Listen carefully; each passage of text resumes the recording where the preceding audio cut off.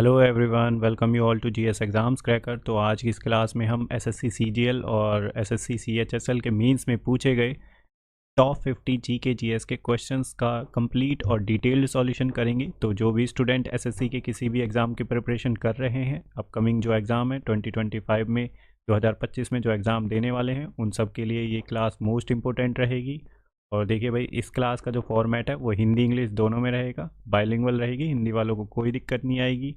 और देखिए ये जो देखिए, अगर आपको शिफ्ट वाइज देखना है तो मैंने वो भी डाल रखा है। जो 2024 में एसएससी सीजीएल का एग्ज़ाम हुआ है टायर 1 का, उसका भी सॉल्यूशन डाल रखा है। जीके जीएस का, सीएचएसएल का भी डाल रखा है और एमटीएस का भी डाल रखा है। आप सभी क्लासेस को देख सकते हैं। और देखिए, फर्दर अपडेट्स के लिए आप चैनल को सब्सक्राइब कर लें ताकि जो आने वाली क्लासेस के नोटिफिकेशन है आपको तुरंत मिल जाए।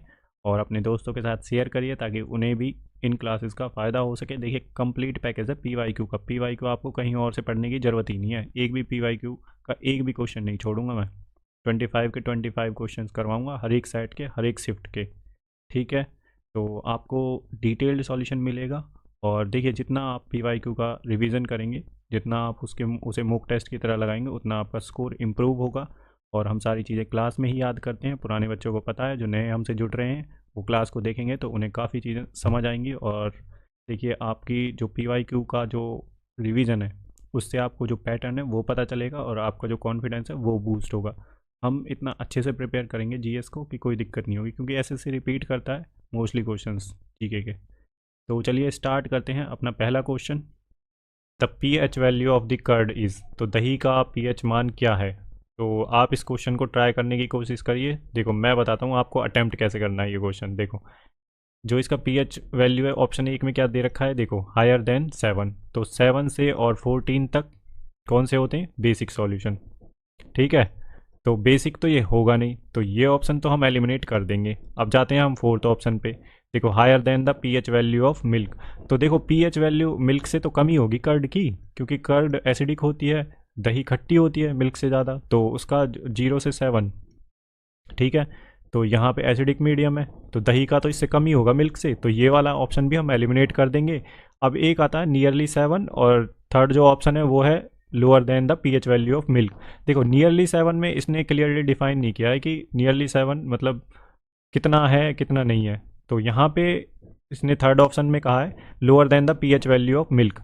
तो हाँ, ये ऑप्शन बिल्कुल राइट है, क्योंकि देखो इसने पहले ही बता रखा है इसमें lower than the pH value of milk, milk से कम है। तो ठीक है, मिल्क की ज़्यादा होती है पीएच वैल्यू, दही की कम होती है। हम इसे ऐसे निकाल सकते हैं अगर हमें नहीं पता है तो। बस ये पता है दही खट्टी होती है और दूध खट्टा नहीं होता है ज़्यादा, तो उसी से ही हम निकाल सकते हैं।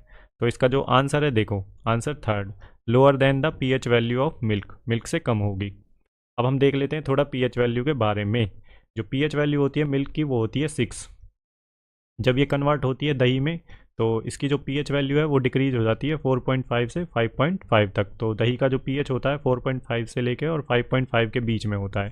ठीक है, दूसरा दही में कौन सा एसिड होता है, तो ये होता है लैक्टिक एसिड। ठीक है, जब दही बनती है दूध से। तो पीएच वैल्यू फ्रॉम 0 to 7, देखो जो 0 से 7 के बीच में होता है वो एसिडिक सॉल्यूशन होता है। और पीएच जो होगा जब इक्वल होगा 0 के, तो हाईली स्ट्रांगली एसिडिक सॉल्यूशन होगा। जब पीएच की वैल्यू 0 होगी ना, तो वो हाईली और स्ट्रांगली एसिडिक सॉल्यूशन होगा।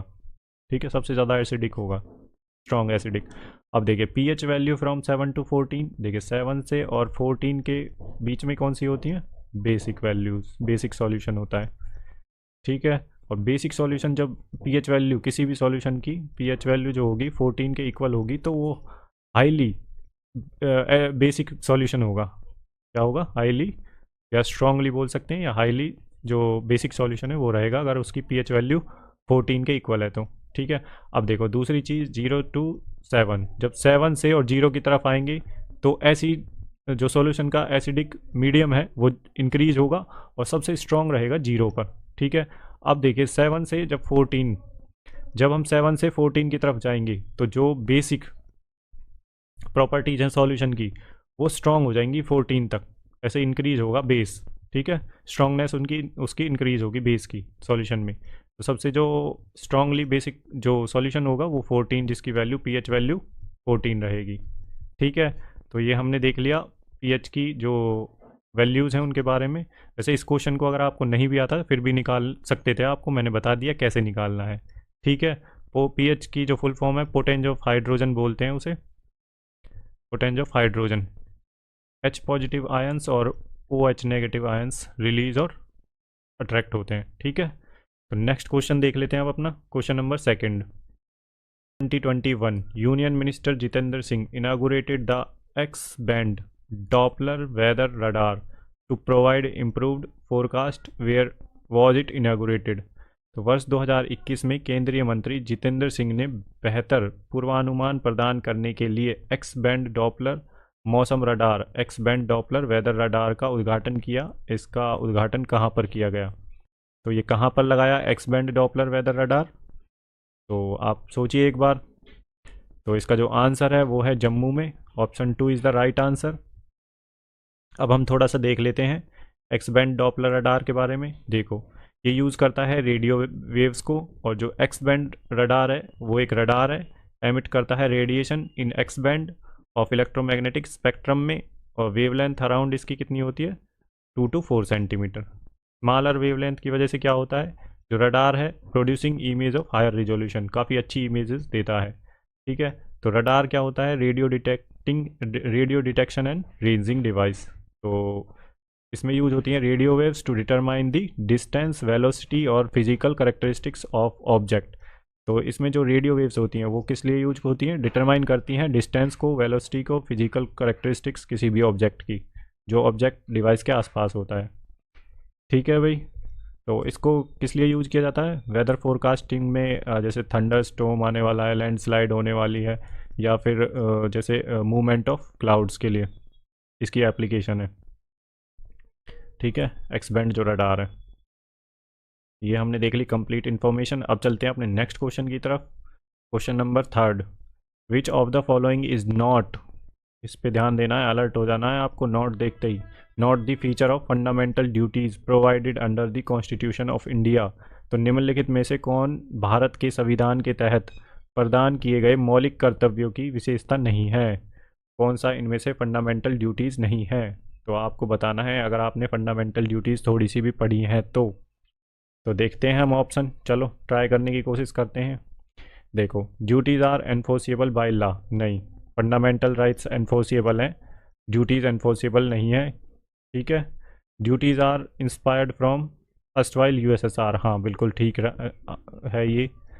थर्ड देख लेते हैं, option third, duties are non justiciable in nature. ठीक है भाई, नॉन जस्टिसेबल है नेचर में। Duties are intended to secure the country, तो duties are intended to secure the country. ठीक है, ये भी ठीक है, ये भी इसकी ड्यूटी है, और ये भी इसकी ड्यूटी है। ये नहीं है, duties are enforceable by law, not enforceable by law. तो ये जो ऑप्शन एक है ये वाला गलत है, ये एनफोर्सेबल नहीं है, फंडामेंटल राइट्स एनफोर्सेबल है। तो option first is the right answer. Not पूछा है इन्होंने, यहाँ पे ध्यान रखना है, जल्दी जल्दी में बच्चे नॉट भूल जाएंगे, क्वेश्चन पढ़ते पढ़ते, ये पढ़ते ऑप्शन पढ़ते पढ़ते नॉट भूल जाएंगे, और आपको नॉट पे अलर्ट हो जाना है बिल्कुल। ठीक है, क्योंकि जल्दी जल्दी में देखो आपके 2-3 क्वेश्चन ऐसे ही गलत हो जाएंगे अगर आप ऐसे जल्दी जल्दी में नोट पढ़ के ध्यान ही नहीं रहेगा आपको। लेकिन अगर आप नोट पे फोकस करेंगे तो 2-3 क्वेश्चन सही होने के चांसेस हैं। तो इस बात का ध्यान रखना है आपको एग्ज़ाम में भी, और इसको जब मॉक टेस्ट की तरह लगाएंगे तब भी। ठीक है, तो duties are enforceable by law, ये वाला ऑप्शन सही है इसका। ठीक है, नोट पूछा है, नोट में यही वाला आंसर है। अब देखिए, जो हमारी फंडामेंटल ड्यूटीज़ हैं नॉन जस्टिसेबल हैं, means no legal sanction against their violation, कोई ऐसा लीगल सैंक्शंस नहीं है अगर वायलेशन हो जाता है, बट पार्लियामेंट एनफोर्स कर सकती है इनडायरेक्टली थ्रू लेजिस्लेशन के थ्रू, जैसे कि prevention of insult to national honour act 1971 prohibit करता है डिसेक्शन और any kind of insult to national symbols. अगर नेशनल सिम्बल्स की इंसल्ट करते हैं तो उन पे ये वाला लेजिस्लेशन लग जाएगा। ठीक है, तो पार्लियामेंट इनडायरेक्टली एनफोर्स कर सकती है लेजिस्लेशन के थ्रू। अब देख लेते हैं अपना नेक्स्ट क्वेश्चन, और देखिए। ठीक है, तो नेक्स्ट क्वेश्चन क्या कह रहा है हमारा? नेक्स्ट क्वेश्चन देखते हैं, which of the following duties is specified as the 10th fundamental duty in the Indian constitution. तो निम्नलिखित में से कौन सा कर्तव्य भारतीय संविधान में 10वें मौलिक कर्तव्य के रूप में निर्दिष्ट है? तो देखिए इन्होंने पूछ ली 10th जो आपकी फंडामेंटल ड्यूटी है वो कौन सी है। अगर आपने देखो जनरली वैसे ये याद तो नहीं होती इनका सीक्वेंस, बट अगर आपने थोड़ी बहुत पढ़ी है तो वो निकाल सकते हैं। देखो ये टू चेयर देखते हैं, चलो ऑप्शन से क्या है। देखो to cherish and follow the noble ideals which inspired our national struggle for freedom, तो ये फंडामेंटल ड्यूटी है जो है वो सेकंड है, आपने पढ़ी होगी। ठीक है। और जो फर्स्ट वाली है वो respect the national flag national anthem institutions ideals, ठीक है वो है। और जो ये वाली है to provide opportunities for education to his child and और as the case may be ward between the age of 6 to 14, तो ये 11th फंडामेंटल ड्यूटी है। अब थर्ड वाला ऑप्शन देख लेते हैं, to develop the scientific temper and humanism and spirit of inquiry and reform, तो ये वाला जो है 8th फंडामेंटल ड्यूटी है। ठीक है। और ये देखते हैं कौन सी है भाई, to strive towards excellence in all spheres of individual and collective activity, तो ये 10th फंडामेंटल ड्यूटी है। तो इसका जो आंसर है option 4 is the right answer, to strive towards excellence in all the spheres of individual and collective activity, तो option 4 is the right answer. देखिए जो फंडामेंटल ड्यूटीज़ हैं उनके बारे में थोड़ा सा देख लेते हैं। ये ओरिजिनली कॉन्स्टिट्यूशन में नहीं थी, ठीक है, इनको ऐड किया गया था कॉन्स्टिट्यूशन में। 42nd कॉन्स्टिट्यूशन अमेंडमेंट एक्ट हुआ था 1976 में, तब ये ऐड की गई थी फंडामेंटल ड्यूटीज़। और किसकी रिकमेंडेशन पर, स्वर्ण सिंह कमेटी की रिकमेंडेशन पर, स्वर्ण सिंह कमेटी ने रिकमेंडेशन दी थी। और देखो भाई जो फंडामेंटल ड्यूटी हैं वो कितनी है, 11 फंडामेंटल ड्यूटीज़ हैं। और 11th जो फंडामेंटल ड्यूटी है ये ऐड करी गई थी कब, 86th जो कॉन्स्टिट्यूशन अमेंडमेंट एक्ट हुआ था, कब, 2002 में। जो ये वाली ड्यूटी है ये वाली, ये 11th फंडामेंटल ड्यूटी है, 86th कॉन्स्टिट्यूशन अमेंडमेंट में ऐड की गई थी। CAA का मतलब होता है कॉन्स्टिट्यूशन अमेंडमेंट एक्ट 2002, ठीक है। तो और देख लेते हैं, और ये किससे इंस्पायर्ड है, जो अस्ट्राइल USSR था, USSR उससे इंस्पायर्ड है ये फंडामेंटल ड्यूटीज़, ठीक है। और एक दूसरा जो कॉन्स्टिट्यूशन है वो जापान का कॉन्स्टिट्यूशन है, जहाँ पे फंडामेंटल ड्यूटीज़ दे रखी हैं सिटीजन्स के लिए। ये जो फंडामेंटल ड्यूटीज़ होती हैं ये केवल सिटीजन्स के लिए होती हैं, फॉरनर्स के लिए नहीं होती हैं, सिटीजन्स के लिए होती हैं ओनली, ठीक है, ये फॉरनर्स के लिए नहीं होती हैं। तो ये हमने देख लिया अपनी फंडामेंटल ड्यूटी कंप्लीट, ठीक है। किसने रिकमेंड किया था, कब ऐड हुई थी, और कितनी फंडामेंटल ड्यूटी हैं आपको थोड़ा याद रखनी है क्रोनोलॉजी इनकी, ठीक है।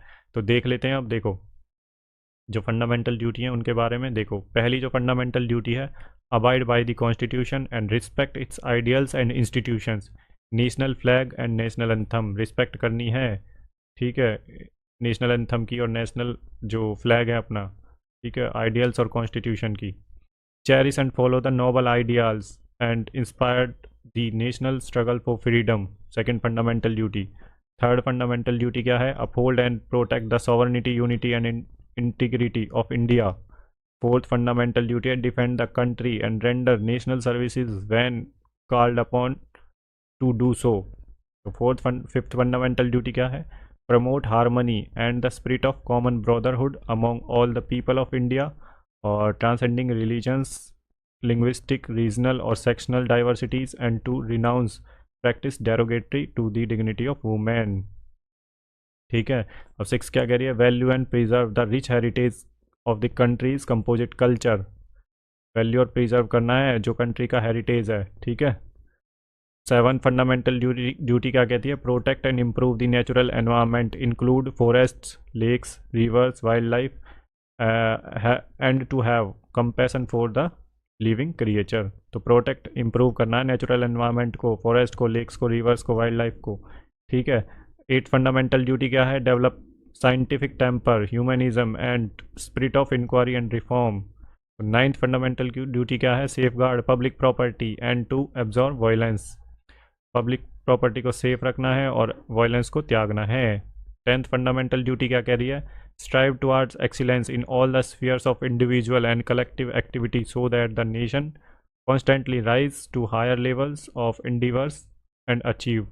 endeavor and achievement.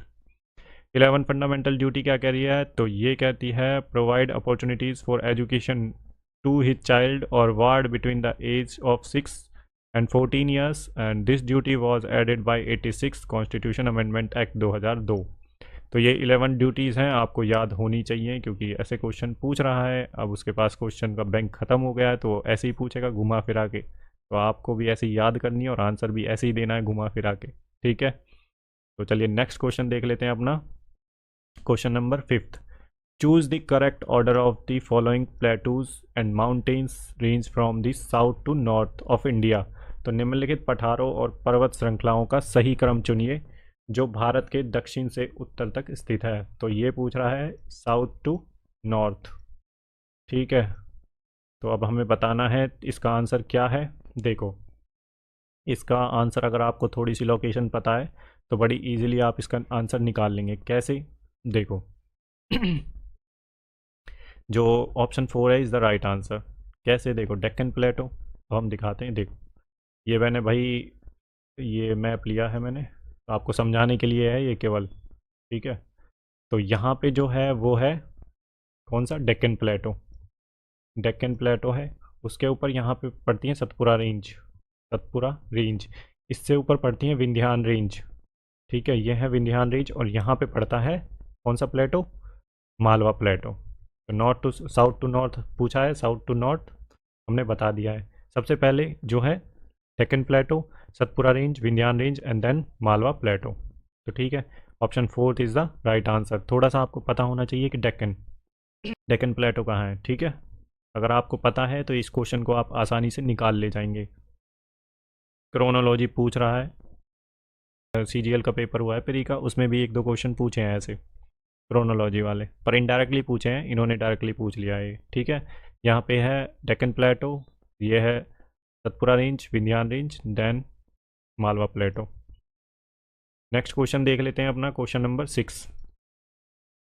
Central vigilance commission observe vigilance awareness week 2022 with which of the following themes. तो केंद्रीय सतर्कता आयोग ने निम्नलिखित में से किस विषय के साथ सतर्कता जागरूकता सप्ताह 2022 मनाया।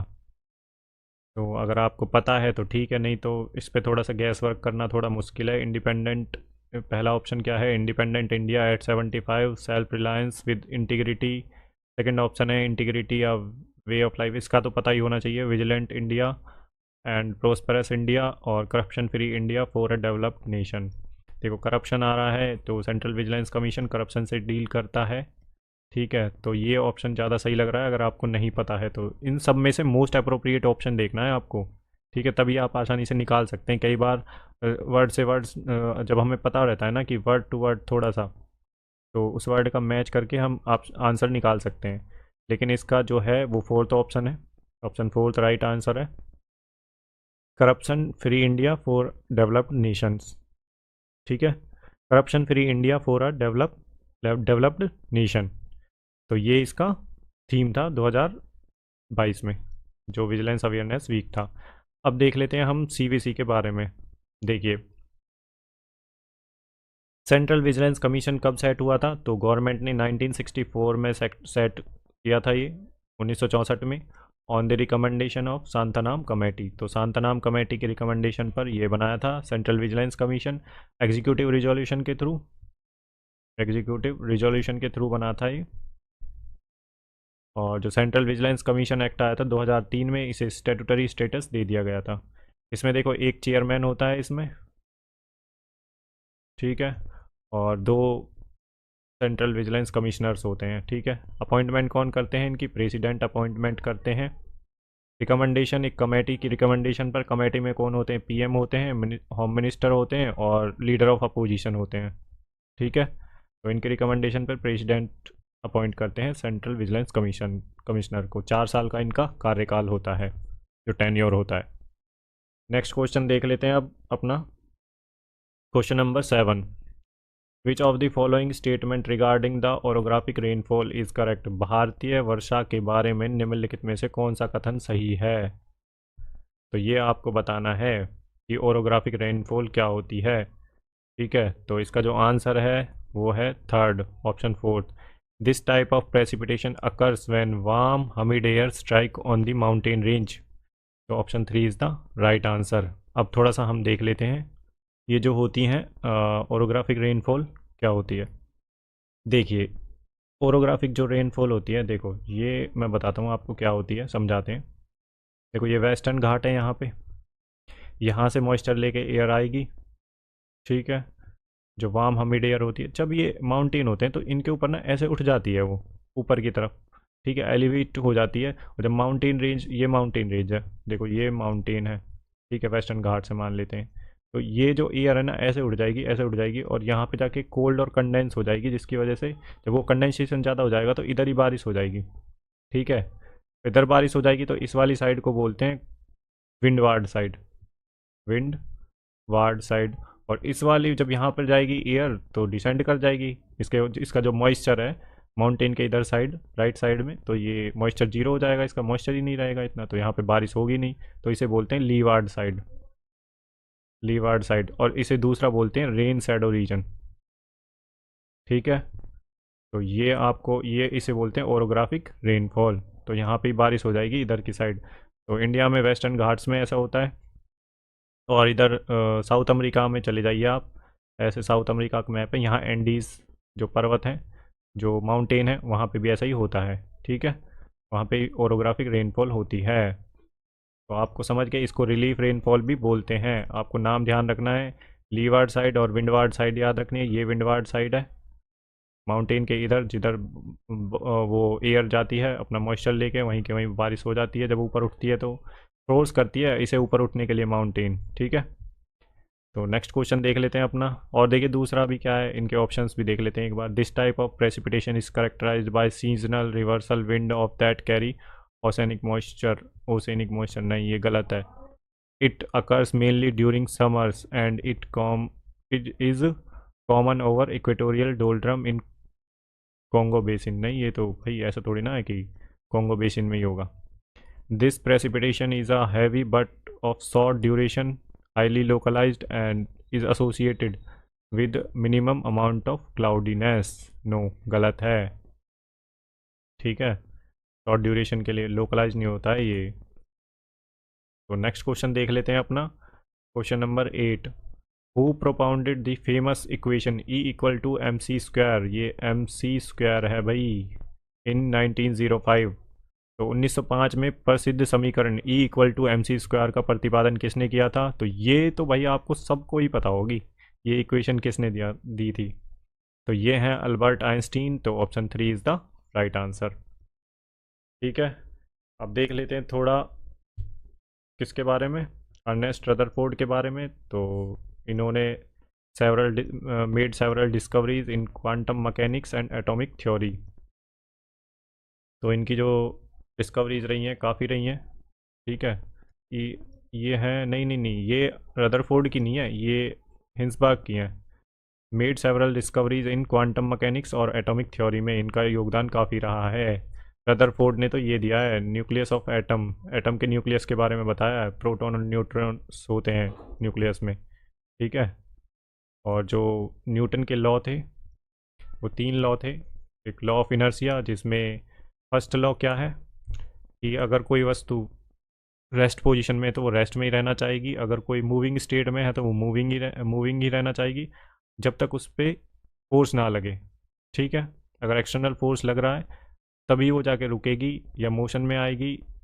तो अगर कोई उस पर फोर्स नहीं लग रहा है तो वो अगर स्टेट में है, रेस्ट स्टेट में है, तो वो रेस्ट पे ही रहेगी, और अगर मूविंग स्टेट में है तो वो मूविंग डायरेक्शन में ही जाएगी, ठीक है। सेकंड जो होता है force equal to M A होता है, मास इनटू एक्सेलरेशन। और थर्ड होता है इक्वल एंड अपोजिट रिएक्शन, जो थर्ड वाला लॉ होता है न्यूटन का, इक्वल एंड अपोजिट रिएक्शन, जिस पे जो रॉकेट लॉन्च होते हैं वो इसी पर वर्क करते हैं, equal and opposite reaction. Every action gives equal and opposite reaction, ठीक है। तो ये हमने चारों के बारे में देख लिया। वार्नर हिंसबर्ग के बारे में देखो, इन्होंने काफ़ी डिस्कवरीज की हैं क्वांटम मैकेनिक्स में और एटॉमिक थ्योरी में, और न्यूटन ने 3 लॉ दिए हैं। और रदरफोर्ड जो थे वो उन्होंने बताया था न्यूक्लियस, जो एटम के न्यूक्लियस के बारे में, कि इसमें प्रोटॉन न्यूट्रॉन्स होते हैं, ठीक है। तो नेक्स्ट क्वेश्चन देख लेते हैं। और जो हमारी इक्वेशन है equal to M C square, तो ये अल्बर्ट आइंस्टीन ने दी है। नेक्स्ट क्वेश्चन देख लेते हैं अपना, question number 9। When was international anti corruption day celebrated in 2021 an annual event to raise awareness and find newer ways to combat corruption. तो जागरूकता बढ़ाने और भ्रष्टाचार से निपटने के नए तरीके खोजने के लिए 2021 एक वार्षिक कार्यक्रम में अंतर्राष्ट्रीय भ्रष्टाचार विरोधी दिवस कब मनाया गया था। तो इन्होंने डेट पूछ लिया है, इंटरनेशनल एंटी करप्शन डे कब सेलिब्रेट किया जाता है। तो इसका जो आंसर है वो है 9 दिसंबर। ठीक है, डेज आपको पढ़ लेने हैं, थोड़ा सा उस पर फोकस है एसएससी का, तो डेज पे आपको ध्यान रखना है कि कौन सा डे। 15-20 इम्पोर्टेंट डेज देख लें जिन पे कुछ या तो कोई किसी से रिलेटेड है या फिर जैसे किसी इंस्ट्रूमेंट की डिस्कवरी हुई थी। ठीक है, वो सब देख लें आप।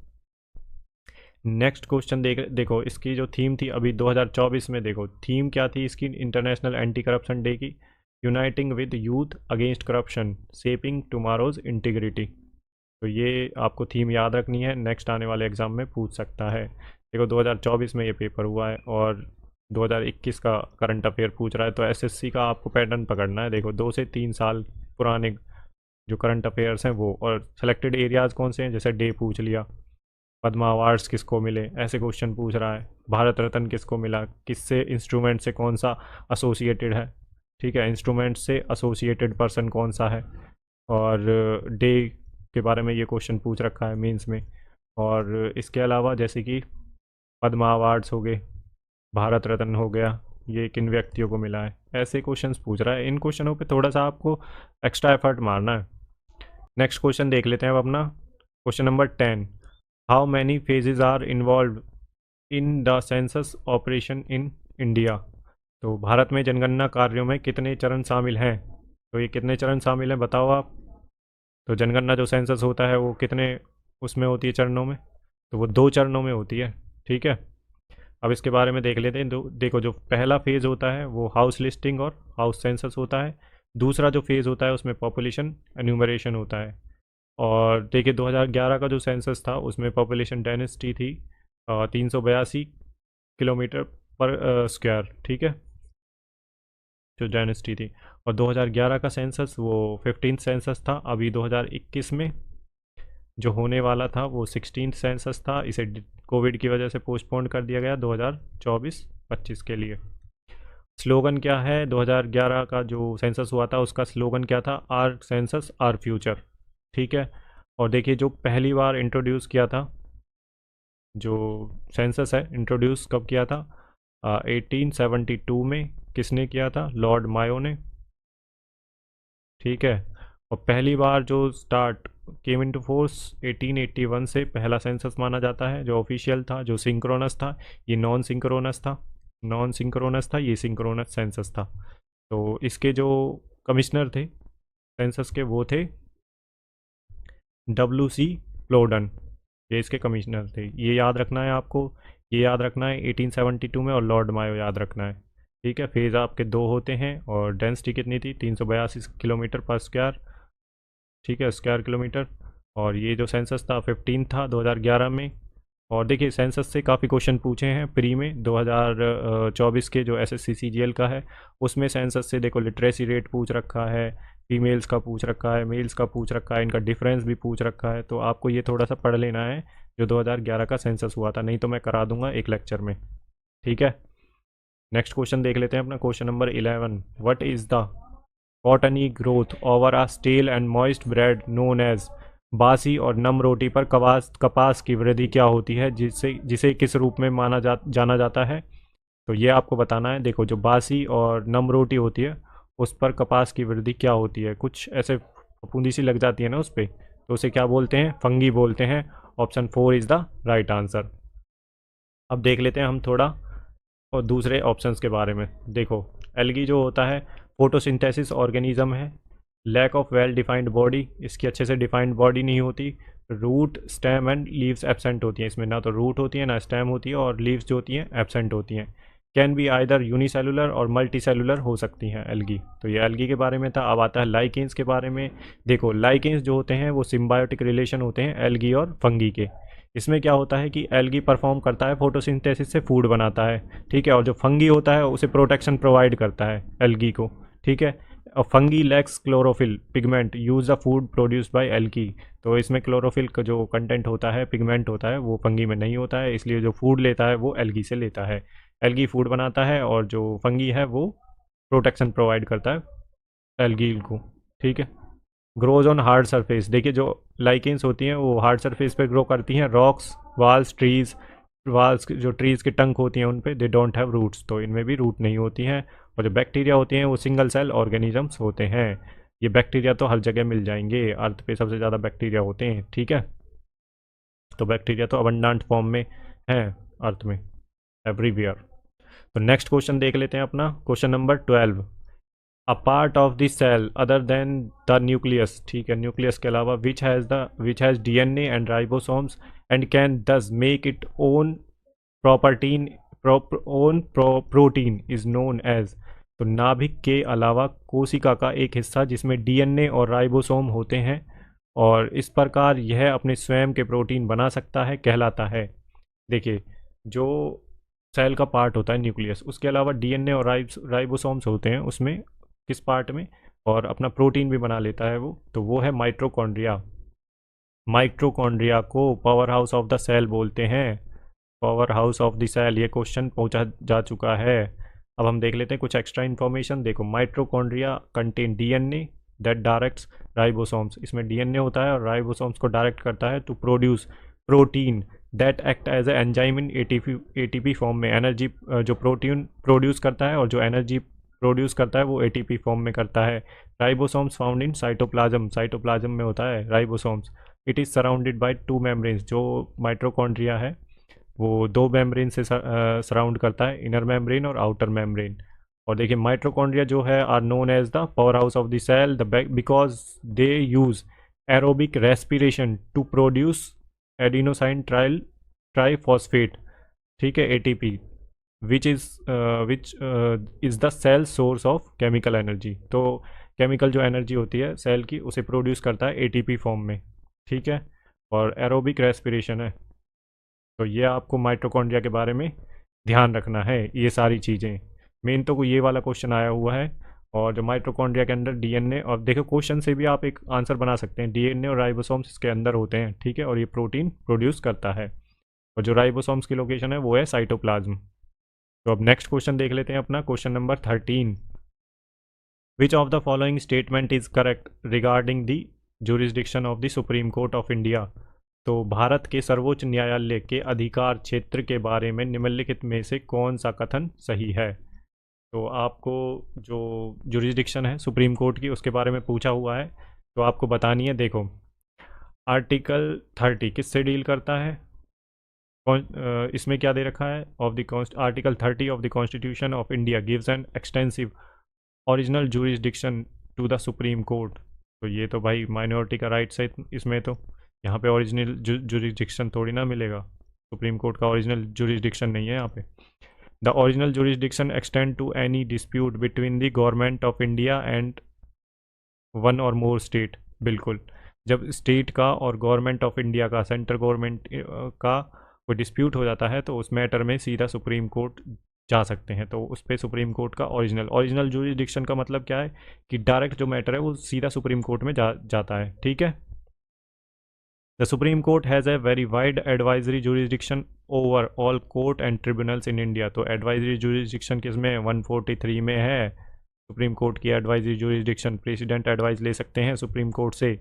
अब 4 देख लेते हैं, ये ऑप्शन क्या कह रहा है, the original jurisdiction of supreme court can be invoked by a certificate granted by the high court. तो एपिलेट जुरिस्डिक्शन के थ्रू जाते हैं जब जो हाई कोर्ट है वो सर्टिफिकेट ग्रांट करता है। तो ठीक है। तो इसका जो आंसर है वो है सेकंड। तो जो ओरिजिनल जुरिस्डिक्शन है, extend to any dispute between this government of India and one or more state. Original jurisdiction का मतलब मैंने बता दिया कि जब कोई डिस्प्यूट होता है तो उसमें आप सीधा सुप्रीम कोर्ट जा सकते हैं। तो जब डिस्प्यूट होता है सेंट्रल गवर्नमेंट का और स्टेट गवर्नमेंट का, तो उसमें ओरिजिनल जुरिस्डिक्शन होती है सुप्रीम कोर्ट की, सीधा सुप्रीम कोर्ट जा सकते हैं। अब हम थोड़ा सा देख लेते हैं दूसरी चीज़ों के बारे में। तो ओरिजिनल जुरिस्डिक्शन है सुप्रीम कोर्ट का, वो आर्टिकल 131 में दे रखा है। जब किसी मान लो जब सेंटर गवर्नमेंट का और किसी एक स्टेट का या एक से ज़्यादा स्टेट का डिस्प्यूट हो जाता है तो सीधा ओरिजिनल जुरिडिक्शन लगती है, या फिर स्टेट का आपस में डिस्प्यूट हो जाता है तब भी ओरिजिनल जुरिडिक्शन है सुप्रीम कोर्ट का। आर्टिकल 31 के अंडर याद रखना है, ये पूछा जा चुका है। Article 32 provide original jurisdiction to supreme court. तो जो आर्टिकल 32 है उसमें भी सुप्रीम कोर्ट का जुरिडिक्शन है। सुप्रीम कोर्ट डायरेक्ट कर सकता है, ऑर्डर दे सकता है किसी को भी, ठीक है। अगर किसी के भी फंडामेंटल राइट्स जो ब्रीच हो रहे हैं, रिट इशू कर सकता है। तो 32 है जो सुप्रीम कोर्ट का ओरिजिनल जुरिडिक्शन है, ठीक है। रिट इशू कर सकता है, डायरेक्शन दे सकता है और ऑर्डर दे सकता है सुप्रीम कोर्ट, अगर किसी का फंडामेंटल राइट ब्रीच हो रहा है तो। और अगर किसी का फंडामेंटल राइट ब्रीच हो रहा है तो वो हाई कोर्ट भी जा सकता है अंडर आर्टिकल 226 के अंदर। लेकिन हाई कोर्ट में देखो फंडामेंटल राइट्स ब्रीच हो रहे हैं तब भी जा सकता है, और कोई दूसरे लीगल मैटर हैं, ऑर्डिनरी जो मैटर्स हैं उनके लिए भी जा सकते हैं, ठीक है। तो एडवाइजरी जुरिस्डिक्शन है सुप्रीम कोर्ट की 143 में, एडवाइजरी जुरिस्डिक्शन है आर्टिकल 143 में। तो एडवाइजरी जुरिस्डिक्शन में क्या होता है, प्रेसिडेंट एडवाइस ले सकते हैं किससे, सुप्रीम कोर्ट से, ठीक है। तो सुप्रीम कोर्ट किस मैटर्स पर, जो पब्लिक इंपॉर्टेंस के हैं और लॉ और फैक्ट का क्वेश्चन आ जाता है, ठीक है। तो ये सुप्रीम कोर्ट से एडवाइजरी जुरिस्डिक्शन एडवाइजरी ले सकते हैं प्रेसिडेंट, बट प्रेसिडेंट पे ये बाइंडिंग नहीं होगा। जो सुप्रीम कोर्ट जो उसे उन्हें एडवाइस देगा तो वो प्रेसिडेंट पे बाइंडिंग नहीं होंगी, ठीक है। मान भी सकते हैं, नहीं भी मान सकते, और देंगे किस पे, जनरल पब्लिक इंपॉर्टेंस पे और क्वेश्चन ऑफ लॉ और फैक्ट पे, ठीक है। तो जो एपिलेट जुरिस्डिक्शन है वो है सुप्रीम कोर्ट की आर्टिकल 133 से लेके 136 तक, ठीक है। जो ये वाली है एपिलेट जुरिस्डिक्शन में सीधा हाई कोर्ट से, हाई कोर्ट सर्टिफिकेट इशू करेगा तो वो फिर सुप्रीम कोर्ट में चले जाएंगे। Article 129 supreme court as a court of record.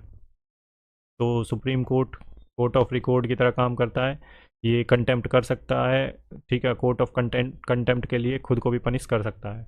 और आर्टिकल 30 क्या है, लिंग्विस्टिक और रिलीजियस माइनॉरिटीज़ हैं जो वो एस्टेब्लिश और एडमिनिस्टर्स कर सकती हैं educational institute of their choice. तो आर्टिकल 30, तो ये आपको कंप्लीट इन्फॉर्मेशन मैंने बता दी है। और जो सुप्रीम कोर्ट है वो पार्ट 5 में आता है, चैप्टर 6 में, चैप्टर 6, और कितने से कितने आर्टिकल के बीच, आर्टिकल 124 से 147 तक। तो ये आपको ध्यान रखना है सुप्रीम कोर्ट के बारे में, ठीक है। तो चलिए नेक्स्ट क्वेश्चन देख लेते हैं हम अपना, question number 14। Nataraja represents the dancing figure of which Hindu deity. Nataraj किस हिंदू देवता के नृत्य करने वाले व्यक्ति का प्रतिनिधित्व करते हैं, तो बताइए आप। तो किससे रिलेटेड है जो नटराज की जो डांसिंग फिगर है, तो वो option 4 is the right answer, Shiva को रिप्रेजेंट करते हैं।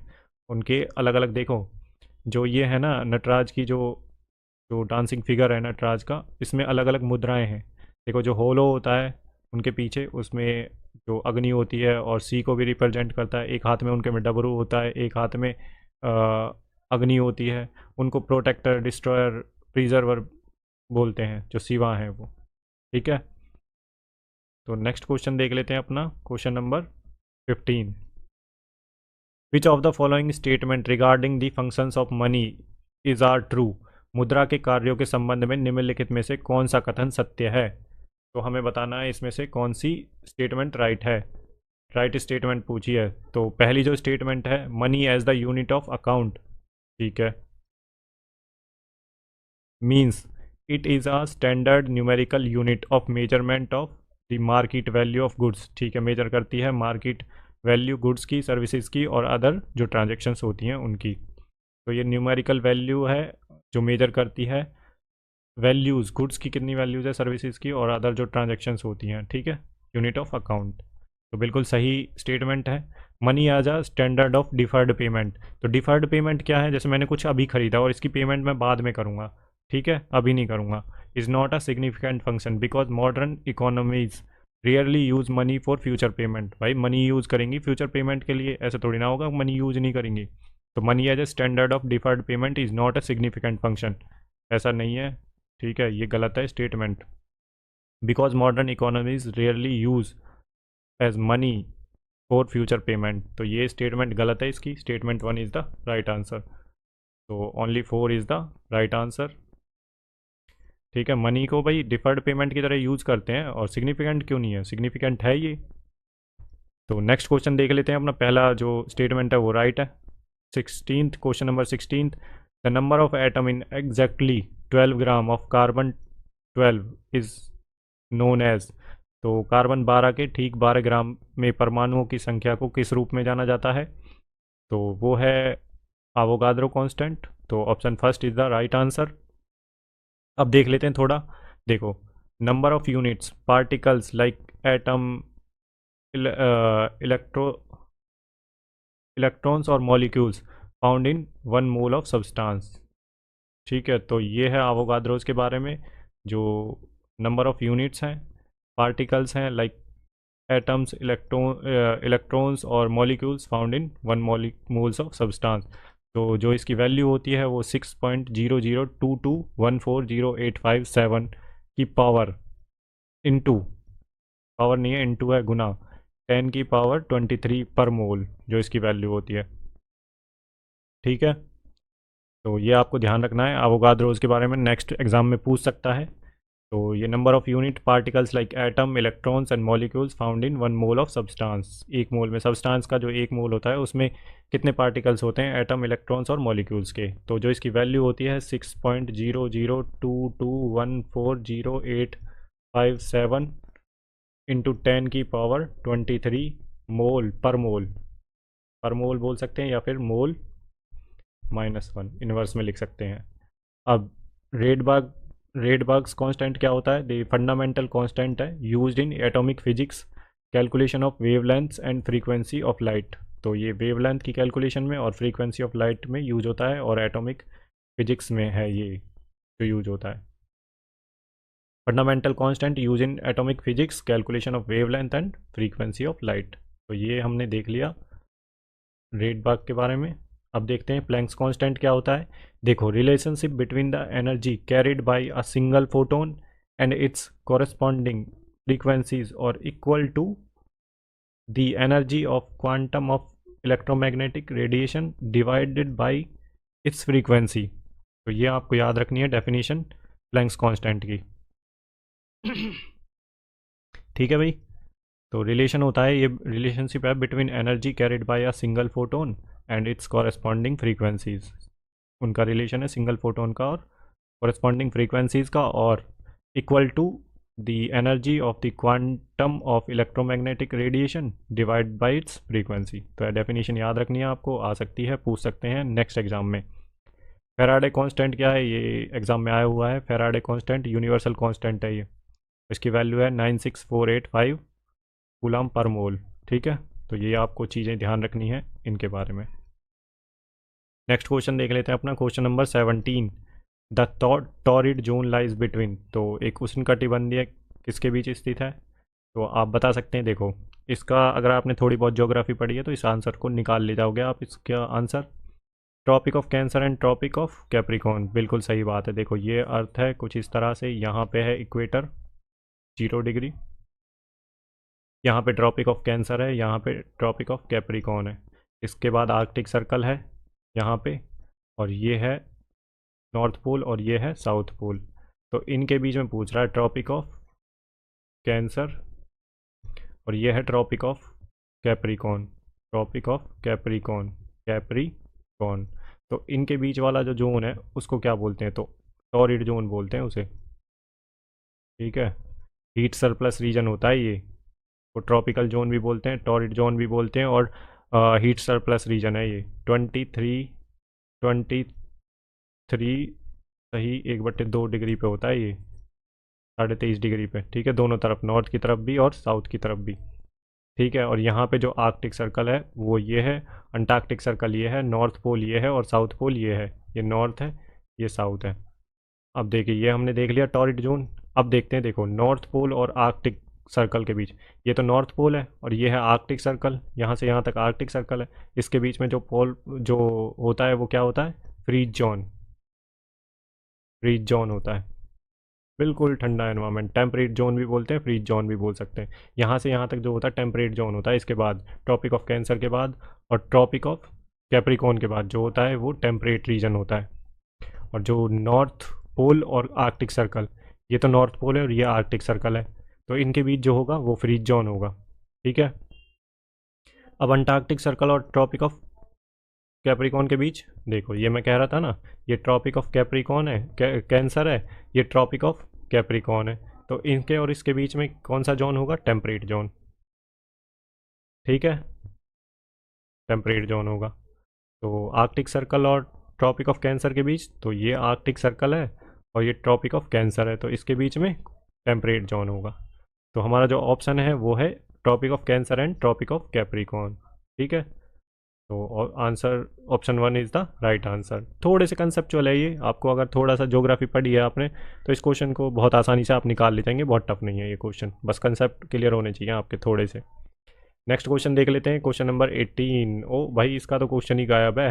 चलो इसे नेक्स्ट वाले सीरीज में करवा देंगे, ऑप्शंस दे रखे हैं आंसर भी दे रखा है, चलो कोई बात नहीं। नेक्स्ट क्वेश्चन देख लेते हैं अपना, question number 19। Who among the following participated in the all world religious conferences? ठीक है, ऑल वर्ल्ड रिलीजियस कॉन्फ्रेंस, तो parliament of religions held in 1893 in Chicago. तो निम्नलिखित में से किसने 1893 में 1893 में आयोजित अखिल विश्व धार्मिक सम्मेलन धर्म संसद में भाग लिया शिकागो में? तो ये बहुत ही इजी क्वेश्चन पूछ रखा है इन्होंने मेंस में, तो इसका जो आंसर है वो है स्वामी विवेकानंदा। ठीक है भाई, स्वामी विवेकानंदा का जो देख लेते हैं थोड़ा उनके बारे में। तो जो स्वामी विवेकानंदा का जो नाम था वो था नरेंद्र नाथ दत्त था, और इनका जो बर्थ एनिवर्सरी है इसी को नेशनल यूथ डे के नाम से मनाते हैं हम। 12 जनवरी को इनकी बर्थ एनिवर्सरी है, इसी को नेशनल यूथ डे के रूप में मनाते हैं हम। Introduce to the world Indian philosophies of Vedanta and yoga, तो इन्होंने जो इंट्रोड्यूस करवाई थी इंडियन फिलोसफीज वेदांता और योगा को, इसके लिए वर्ल्ड के लिए। और इस इनकी जो बुक हैं वो हैं राजयोग, कर्मयोग, भक्ति योग, जन योग, ये सब इनकी बुकें हैं।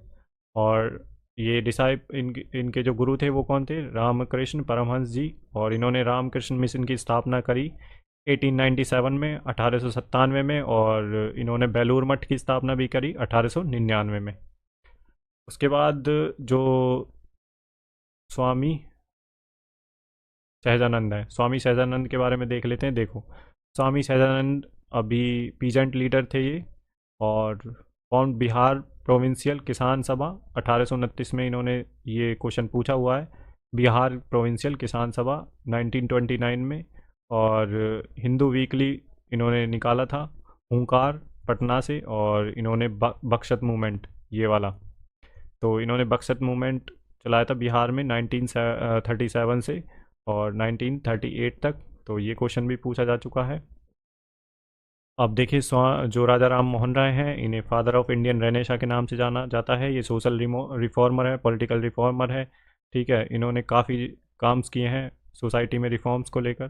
तो इनकी जो कुछ बुक्स हैं या फिर कुछ जो वर्क्स हैं इनके जो इन्होंने पब्लिश किए थे वो है संवाद कुमुदी, मिरातुल अकबर, तुहफत उल मुआउद्दीन, और इन्होंने आत्मीय सभा 1814 में स्थापित की, और ब्रह्मो सभा 1828 में, जिसका नाम चेंज करके ब्रह्मो समाज हो गया था। और इन्होंने सती प्रथा को एंड करवाया, काफ़ी जोर दिया उस पर, तब जाकर विलियम बेंटिक ने 1929 में एक्ट आया था जब सती प्रथा एंड हुई थी। ठीक है, और राजा राम मोहन रॉय को राजा का टाइटल दिया था अकबर, अकबर सेकंड ने। ठीक है भाई, तो ये इनके बारे में ध्यान रखना है आपको। अब देख लेते हैं स्वामी दयानंद सरस्वती, तो इनका जो बचपन का नाम था मूल शंकर तिवारी, मूल शंकर था। ठीक है, इन्होंने ही दिया था slogan back to Vedas, back to Vedas, और इन्होंने एक स्लोगन दिया था, कौन सा बताओ? India for Indians, India for Indians 1970 1876 में। और इन्होंने और क्या काम किए थे बताओ? आर्य समाज की स्थापना की थी, आर्य समाज 1875 में। ठीक है, पहले बॉम्बे में, फिर इसका हेडक्वार्टर लाहौर में शिफ्ट कर दिया था। और क्या चीज़ है इनके बारे में बताओ? इनकी जो फेमस जो वर्क है इनका वो है सत्यार्थ प्रकाश, सत्यार्थ प्रकाश। ठीक है, ये आपको चीज़ें याद रखनी है, चारों के बारे में मैंने बता दिया है। अब देखते हैं next question, question number 20। Match the following micro finance concept with their description. निम्नलिखित माइक्रो फाइनेंस अवधारणाओं को उनके विवरण के साथ सुमेलित करें। तो देखना है ऑप्शन ए क्या कह रहा है, micro credit, option B micro saving, option C micro insurance और सोशल कोलेट्रल। इसका जो आंसर है वो है option 3 is the right answer. अब देखिए इस क्वेश्चन को एलिमिनेशन से कैसे करेंगे हम। आपको पता है सिर्फ माइक्रो क्रेडिट्स क्या होते हैं, तो माइक्रो क्रेडिट्स क्या होते हैं, तो ये है माइक्रो क्रेडिट की definition. Small loans provided to entrepreneurs too poor to quality for traditional bank loan. तो इसके बारे में देखो एक स्टेटमेंट पता है बस हमें, ये वाली, या फिर कोई दूसरी पता है, हम यही मान लेते हैं यही पता है हमें। तो अब देखिए पहले का फोर्थ किस में है, तो पहले का फोर्थ है इसमें, सिर्फ इसी में मिलेगा आपको। दूसरी देखो इसी स्टेटमेंट में भी नहीं है, इसमें भी नहीं है, इसमें भी नहीं है। अगर दो में होता तो फिर हम उन दोनों में से देखते। अगर आपको इसका कंफर्म पता है माइक्रो क्रेडिट क्या है, तो small loan provide to entrepreneurs too poor to qualify for traditional bank loan. ठीक है, तो ये अब पहले का फोर्थ सिर्फ एक में है, तो option third is the right answer, और सबको हम एलिमिनेट कर सकते हैं अगर आपको नहीं पता है। तो एक क्वेश्चन में 4 क्वेश्चन पूछ लिए हैं ये, तो आपके लिए थोड़ी मुश्किल हो जाएगी अगर आपको ऐसा आता नहीं है ये क्वेश्चन और स्टेटमेंट नहीं आती हैं, लेकिन आपको एक आती है, तो ऑप्शन को ज़रूर देखें, आप उस क्वेश्चन को छोड़ के ना आए। बहुत इजी क्वेश्चन होते हैं ये, आपको इनमें से एक भी पता है तो हो जाएगा। अब देखिए माइक्रो सेविंग क्या होता है, तो माइक्रो सेविंग क्या होता है, small often peer monitored saving products design for low income individuals के लिए डिज़ाइन है ये, और स्मॉल पीयर मॉनिटर्ड है, इनमें से ही कोई एक मॉनिटर करता है जो माइक्रो सेविंग होती है। ठीक है, design for low income individuals के लिए। माइक्रो इंश्योरेंस क्या होता है, तो माइक्रो इंश्योरेंस होता है financial protection against specific peril for low income population. अब देखिए आपको ये आता है जैसे माइक्रो फाइनेंस, तो financial protection against specific peril for low income population. तो देखिए सी का दूसरा देखेंगे हम। अब देखिए सी का तीसरा इसमें है, सी का पहला इसमें है, सी का पहला इसमें है, लेकिन सी का दूसरा सिर्फ इसी स्टेटमेंट में है, तो ये option is the right answer. हम इस वाले ऑप्शन से भी एलिमिनेट कर सकते हैं। ठीक है, आपके पास दोनों बता दिए मैंने, 2 ऑप्शन। अगर आपको ये भी नहीं पता, ये भी नहीं पता, ये नहीं पता है, तो यही पता है micro insurance, financial protection against specific peril for low income population के लिए। अगर आपको इसकी डेफिनेशन पता है तो ये आपका हो जाएगा। ठीक है भाई, तो यहाँ पे हमारे ख़त्म होते हैं मोस्ट इम्पोर्टेंट क्वेश्चंस, 20 क्वेश्चन जो एसएससी सीएचएसएल एसएल मीन्स में आया हुआ है। ठीक है, 2024 के। अपना पहला क्वेश्चन देख लेते हैं। देखिए क्या कह रहा है हमारा पहला question, who was the second vice president of India. तो भारत के दूसरे उपराष्ट्रपति कौन थे, तो सोचिए एक बार, आपने थोड़ी बहुत जीके पढ़ी है तो आप इस क्वेश्चन को कर लेंगे बड़े आराम से। ये सीरियल मेंस का 2022 का पेपर है। ठीक है, तो इजी क्वेश्चन भी आते हैं, ऐसा नहीं है कि हमेशा हार्ड ही क्वेश्चन पूछते हैं, मेंस है तो बहुत ज़्यादा हुआ है, नहीं, इजी क्वेश्चन भी पूछते हैं जीएस में। ठीक है, तो इसका जो आंसर है वो है doctor Zakir Hussain, option third is the right answer. अब हम थोड़ा सा देख लेते हैं प्राइम मिनिस्टर के बारे में। देखिए जो पहले वाइस प्रेसिडेंट थे कौन थे, डॉक्टर सर्वपल्ली राधाकृष्णन। सेकंड कौन से थे वाइस प्रेसिडेंट, तो ये थे जाकिर हुसैन। थर्ड थे वीवी गिरी। अब जो ऑप्शन में दे रखा है कृष्णकांत, तो ये थे जो हैं करंट में, वो 14th वाइस प्रेसिडेंट है जगदीप धनखड़ जी। ठीक है, तो आपको फर्स्ट सेकंड तो पता ही होना चाहिए आपको। ठीक है, ये कई बार पूछे भी जा चुके हैं डिफरेंट एग्ज़ाम्स में। ठीक है, अब आगे देख लेते हैं वाइस प्रेसिडेंट के बारे में। देखिए vice president of India article किस में दे रखा है, 63। जो 63 है आर्टिकल इंडियन कॉन्स्टिट्यूशन का, वो डील करता है वाइस प्रेसिडेंट ऑफ इंडिया से। ठीक है, और वाइस प्रेसिडेंट जो होता है एक्स ऑफिशियो चेयरमैन होता है राज्यसभा का, तो वो किस आर्टिकल में दे रखा है, आर्टिकल 64 में। ऑफिस ऑफ प्रॉफिट भी इसी में दे रखा है वाइस प्रेसिडेंट का, कि वो जब इस पोस्ट पर रहेंगे तो कोई भी ऑफिस ऑफ प्रॉफिट नहीं ले सकते। तो आर्टिकल 64 किससे रिलेटेड है, ex officio chairman of Rajya Sabha. और आर्टिकल 66 ये है वाइस प्रेसिडेंट के इलेक्शन से रिलेटेड एसोसिएटेड है। तो ये हमने देख ली इम्पोर्टेंट ये सारी जो तीनों इन्फॉर्मेशन है ये किसी न किसी एग्जाम में पूछी जा चुकी हैं। ठीक है, तो नेक्स्ट क्वेश्चन देख लेते हैं। Question number second, match the following. CGL mains में ये मैच द फॉलोइंग, जो सीजीएल का मेंस का जो ये पेपर है इसमें मैच द फॉलोइंग बहुत सारे पूछे हैं। ठीक है भाई, तो करेक्टरिस्टिक्स, अदर नेम्स और नेम ऑफ द रिवर। तो देखिए ये है एक, या तो करेक्टरिस्टिक्स पूछ लिया किसी की या फिर रिवर का दूसरा नाम है वो पूछ लिया है इसमें। ये क्वेश्चन जो कह रहा है, देखिए एरिया ऑफ बार्डलैंड टॉपोग्राफी। तो बार्डलैंड टॉपोग्राफी कहाँ पे मिलती है, पता है क्या आपको? तो ये मिलती है चंबल में। ठीक है, वृद्धगंगा, बूढ़ी गंगा किसे बोलते हैं? तो ये बोलते हैं गोदावरी को। शांगपू रिवर तिब्बत में, ब्रह्मपुत्रा का नाम है सांगपू तिब्बत में। सौरभ विहार कोशी रिवर। तो ये आपको थोड़ा बहुत आइडिया होना चाहिए रिवर्स के बारे में। तो इसका जो आंसर है fourth, option fourth is the right answer. A का 4, ए का 4, बी का 1 वृद्धगंगा गोदावरी, सांगपू रिवर ब्रह्मपुत्रा, और सौरभ विहार डी, सौरभ विहार डी का 3 कोसी।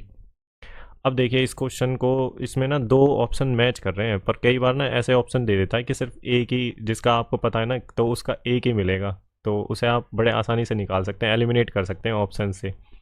देखिए यहाँ पे अब हम देख लेते हैं बार्डलैंड टॉपोग्राफी क्या होती है। Badland topography type of dry terrain where softer sedimentary rock और clay rich soil have been extensively eroded by wind और वाटर। वाटर और विंड के द्वारा ना ऐसे जो जो सेडिमेंट्री रॉक होती है और क्ले रिच सॉइल होती है उसे हटाया जाता है। कैसे? विंड जब चलती है उससे, और वाटर जब पानी जब बहता है उससे। ठीक है, ऐसे चंबल का जो ऐसे बार्डलैंड टॉपोग्राफी कुछ ऐसे करके होती है, वहाँ पे रेवाइंस बन जाते हैं और गलीज बन जाती हैं, डीप गलीज, ऐसे इनके बीच में डीप गलीज बन जाती हैं, गलीज और रेवाइंस। ठीक है, तो ये बार्डलैंड टॉपोग्राफी, चंबल उसी के लिए फेमस है भाई, बार्डलैंड टॉपोग्राफी के लिए। बूढ़ी गंगा बोलते हैं वृद्धगंगा गोदावरी को।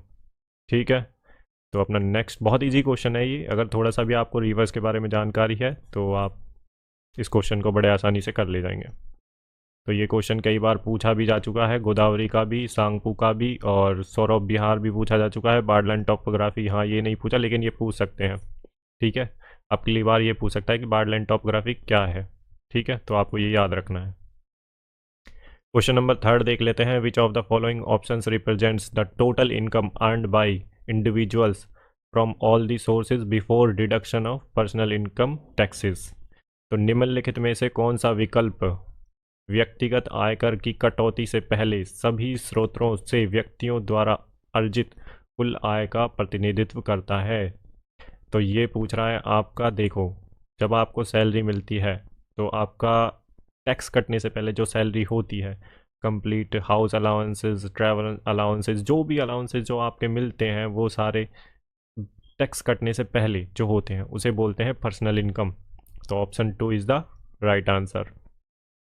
अब देखिए जब टैक्स कटने के बाद आपको जो सैलरी मिलती है, एक तो मिलती है टैक्स कटने से पहले जो ओवरऑल सैलरी होती है उसे बोलते हैं पर्सनल इनकम। एक होती है जब टैक्स कट जाता है, टैक्स कट गया उसके बाद की जो सैलरी होती है उसे बोलते हैं डिस्पोजेबल इनकम। ठीक है, अब एक आती है नेशनल इनकम। नेशनल इनकम क्या होती है? देखो, total value of all goods and services produced in an economy over a period of time. देखिए जो गुड्स और सर्विसेज प्रोड्यूस किए जाते हैं किसी भी इकोनॉमी में किसी भी एक निश्चित टाइम के लिए, तो जो उनकी वैल्यू होती है उसे बोलते हैं नेशनल इनकम। तो आपको ये ध्यान रखना है।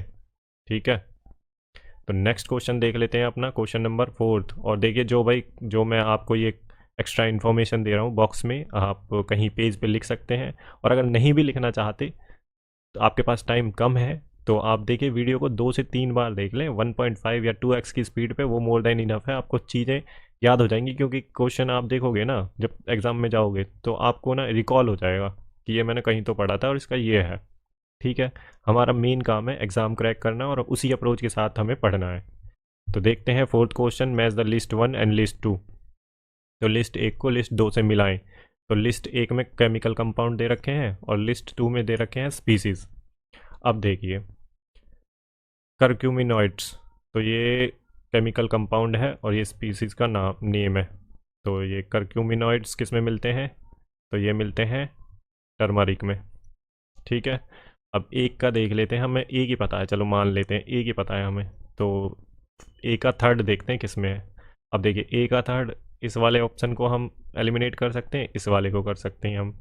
तो इसके दो ऑप्शन है जो हमें मिल रहे हैं, दो तो हमने एलिमिनेट कर ही दिए। तो करक्यूमेनॉइड्स टर्मरिक में अब देख लेते हैं नेक्स्ट वाला कौन सा सही होगा हमारा। तो इसमें दो ऑप्शन मैच कर रहे हैं, बी का फर्स्ट, देखिए दोनों में है तो बी का फर्स्ट सही होगा। 1,8 सिनियोल, तो ये कार्डेमम इलायची में जो होता है उसमें मिलता है। ठीक है, अब इसका जो आंसर है वो है सेकंड। इन दोनों में से कन्फ्यूजन में आप काफ़ी हद तक पास पहुंच गए। अगर आपको नहीं भी आता है ना, थोड़ा सा एक दो ऑप्शन आते तो आप क्लोज जा सकते हैं बिल्कुल ऑप्शन के। एलिमिनेट तो कर ही दिए थे हमने दो ऑप्शन। ठीक है, तो इसका जो आंसर है option 2 is the right answer. ठीक है, तो सी का क्या है फोर्थ, यूगेनॉल का क्या है क्लोव्स, क्लोव्स में मिलता है ये यूगेनॉल। और पाइपरिन ये मिलता है ब्लैक पेपर में। तो सी का है 2 और डी का है 2 पाइपराइन का ब्लैक पेपर। तो अपना जो इसका आंसर है answer 2 is the option 2 is the right answer. Next question देख लेते हैं अपना, question number 5th। According to which of the following foreign travellers did Dhruva Sena second attend हरसाद असेंबली एट प्रयागराज इलाहाबाद। तो निम्नलिखित में से किस विदेशी यात्री के अनुसार ध्रुव सेनादित्य ने प्रयाग इलाहाबाद में हर्ष की सभा में भाग लिया। तो किसने ऐसा बोला था, फॉरेन ट्रैवलर्स ने में से किसने बोला था? तो ये थे हुआनसैंग, हुआनसैंग इनका नाम है, जो कि हर्षवर्धन के काल में थे ये कंटेम्प्रेरी। आपसे ये भी क्वेश्चन पूछ सकता है कि हर्षवर्धन के कंटेम्प्रेरी कौन से थे, तो ये थे हुआनसैंग। अब देख लेते हैं हम थोड़ा मार्को पोलो के बारे में। देखिए मार्को पोलो जो थे इटालियन ट्रैवलर थे, 1280 से 1292 एडी के बीच में थे ये इंडिया में। और ड्यूरिंग द पांड्याज किंगडम, जो साउथ इंडिया में पांड्याज किंगडम थे, ये आपका इंडिया है। यहाँ पे तमिलनाडु में चोला चेराज और पांड्याज, यहाँ पे चोलाज थे, यहाँ पे चेराज थे तमिलनाडु में, और पांड्याज थे इधर केरला में। ठीक है, पांड्याज केरला में। तो इनके टाइम में ये आया था Marco Polo. Hiuen Tsang during the king Harshavardhan 630 AD में। तो हुआन सेंग ये वही हर्षवर्धन के टाइम पे थे और 630 एडी में।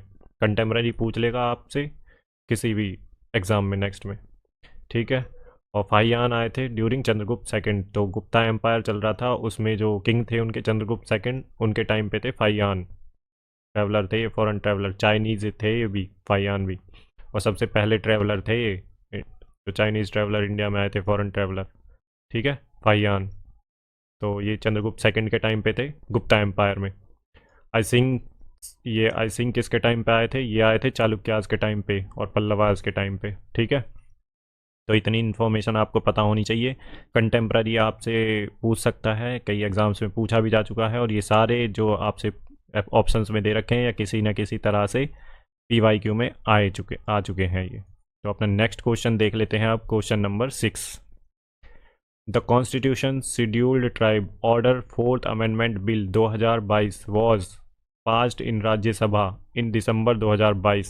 It seeks to amend the constitution scheduled tribes order 1950 with respect to its application to the state. तो ये कह रहा है कि संविधान अनुसूचित जनजाति आदेश चौथा संशोधन विधेयक 2022 दिसंबर 2022 में राज्यसभा में पारित किया गया था। यह संविधान अनुसूचित जनजाति आदेश 1950 को राज्य में लागू करने के संबंध में संशोधन करना चाहता है।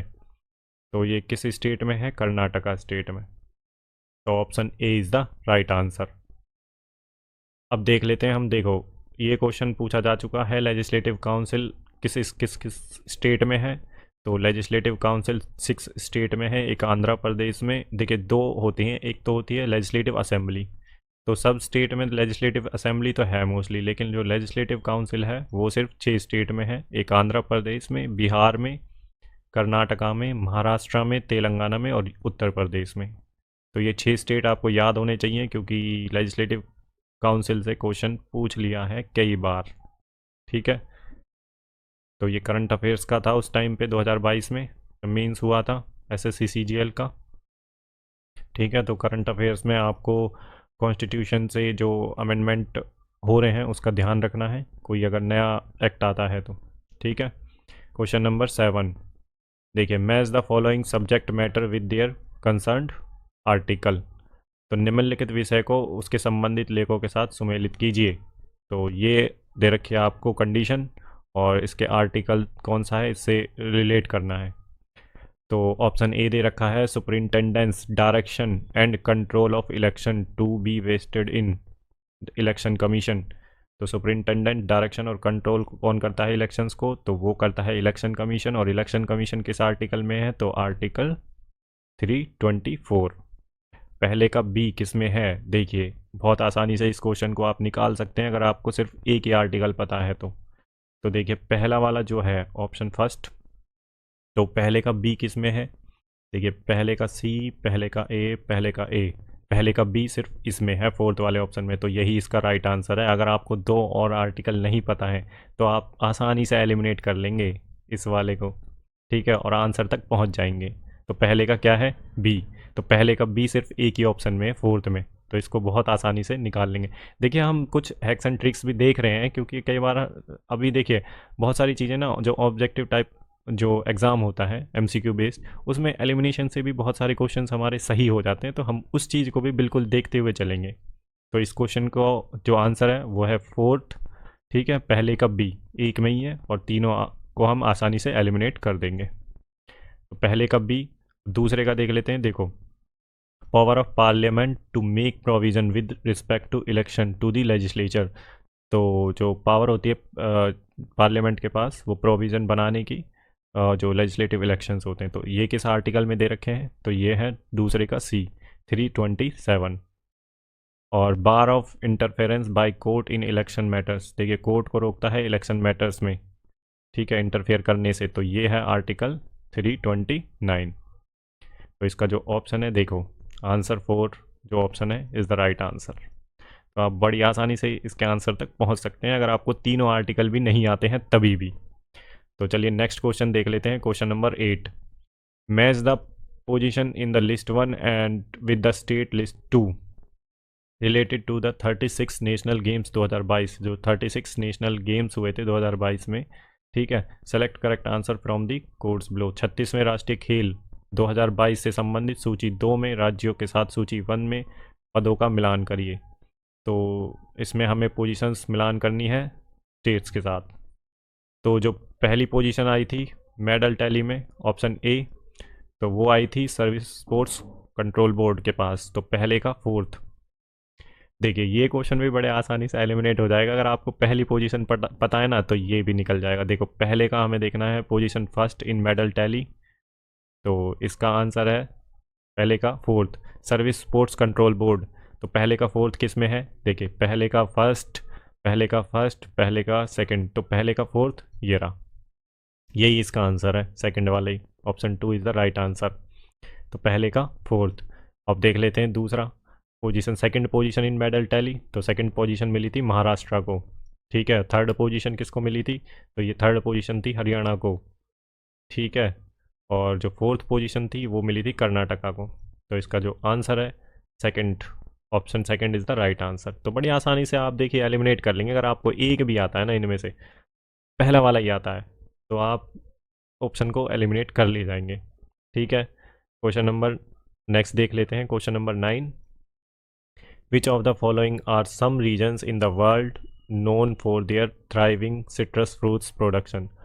ठीक है, निम्नलिखित में से कौन सा विश्व के कुछ क्षेत्र हैं जो अपने संपन्न खट्टे फल उत्पादन के लिए जाने जाते हैं, तो कौन सी जगह है वो, तो जो कैरेबियन रीजन है, सॉरी मेडिटेरेनियन रीजन है, जो वो सिट्रस फ्रूट के लिए जाना जाता है। यहाँ पे वाइन्स वगैरह बहुत मिलती हैं सिट्रस, जो कि सिट्रस फ्रूट से ही मिलती हैं।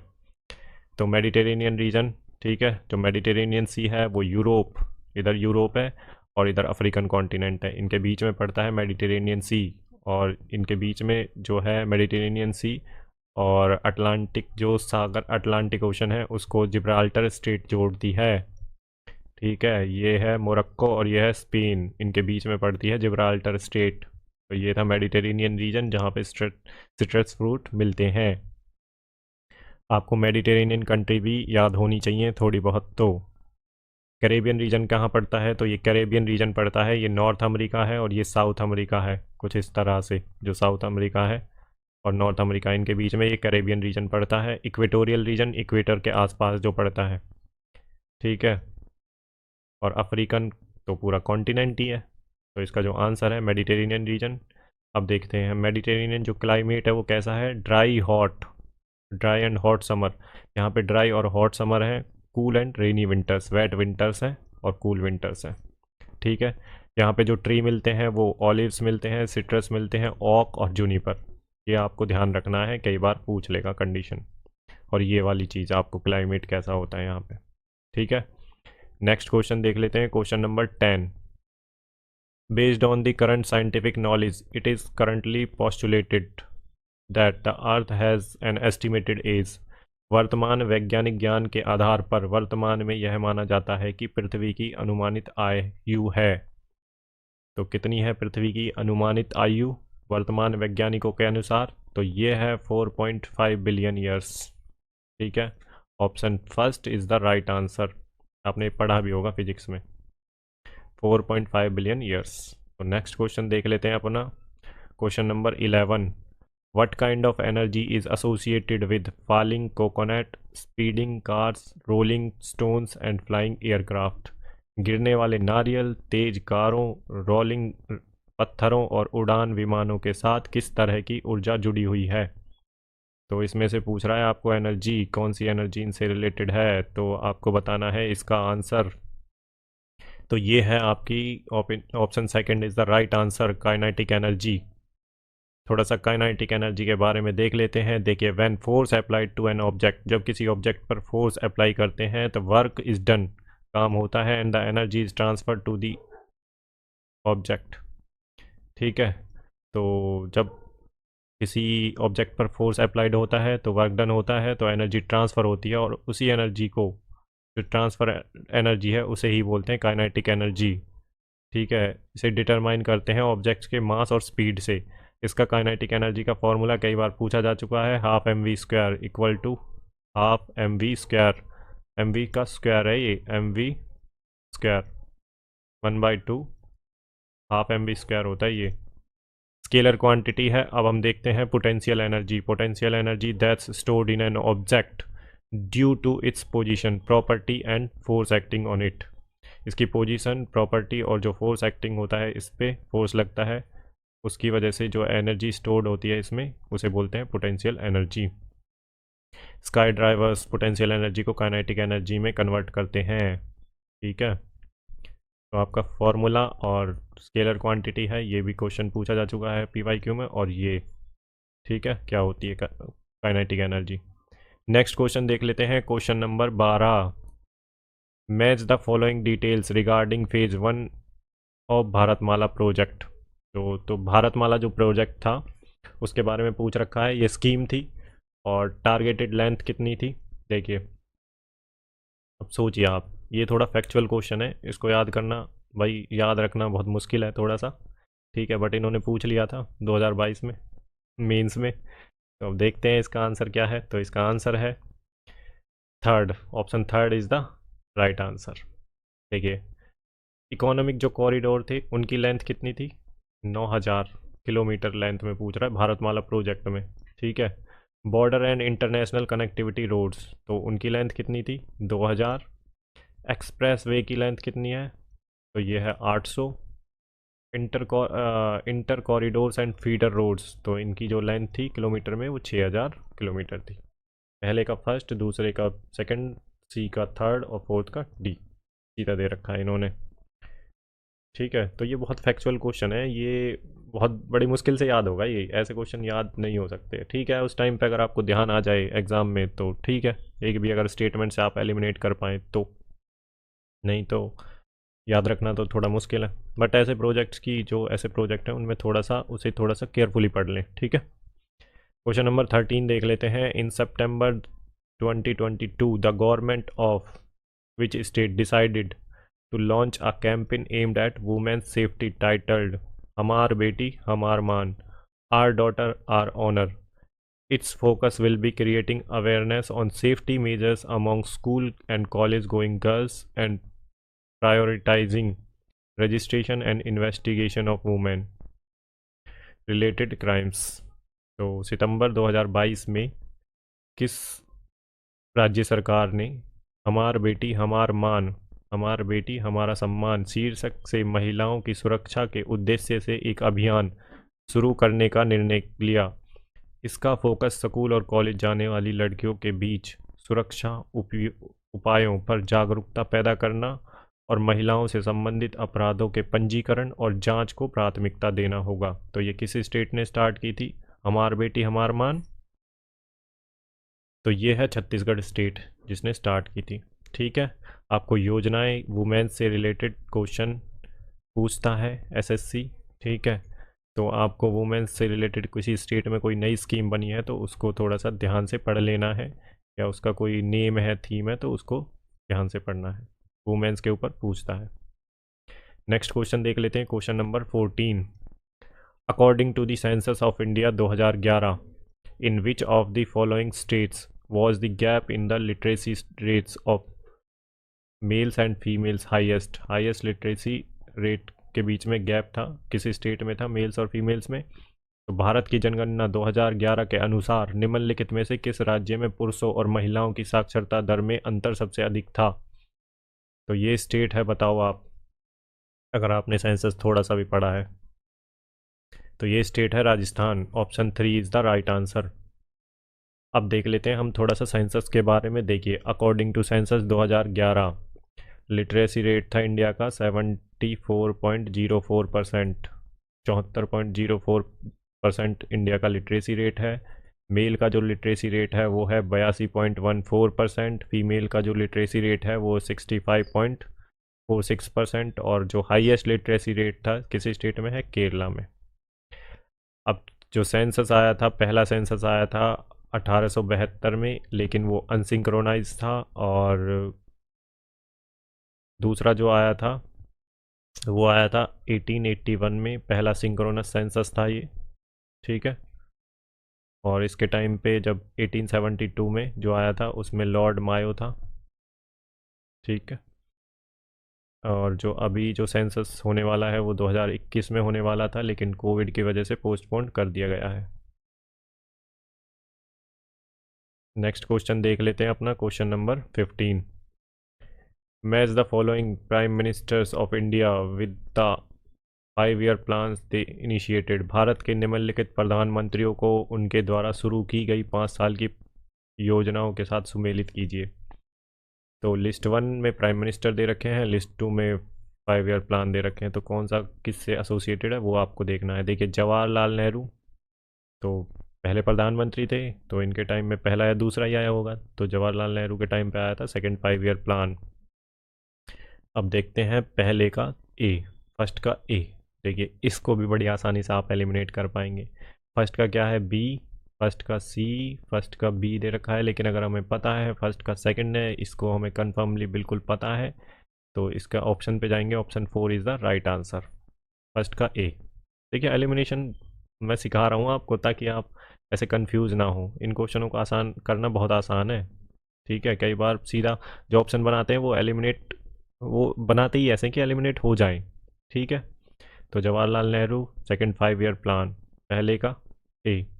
मनमोहन सिंह के टाइम पे कौन सा आया था, तो मनमोहन सिंह जी के टाइम पे आया था 11th 5 ईयर प्लान, दूसरे का सी. मनमोहन सिंह जी के टाइम पे जो आया था वो 11th 5 ईयर प्लान आया था, और अटल बिहारी वाजपेयी जी के टाइम पे आया था वो 10th 5 ईयर प्लान था.